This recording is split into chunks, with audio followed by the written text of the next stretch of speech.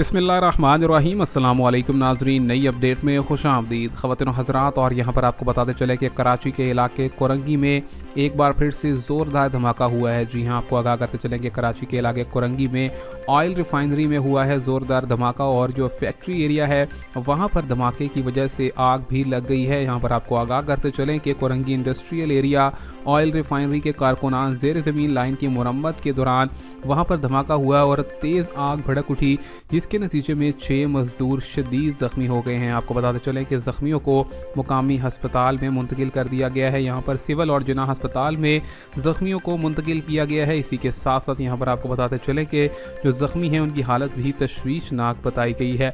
आपको बताते चलें कि यहाँ पर जो आग लगने का जो सिलसिला है वो पिछले 2-3 घंटे तक देखा गया। उसके बाद फायर ब्रिगेड ने पहुँचकर मौके पर आग भी बुझाई, और यहाँ पर आपको बताएं कि जो आग है उसको काबू भी पा लिया गया है। यहाँ पर कोरंगी इंडस्ट्रियल एरिया में ऑयल रिफाइनरी के कारकुनान ज़ेर ज़मीन लाइन की मुरम्मत में मसरूफ़ थे। जी हाँ ख़वातीन व हज़रात, मिलेंगे आपसे नई अपडेट में, तब तक के लिए अल्लाह हाफ़िज़।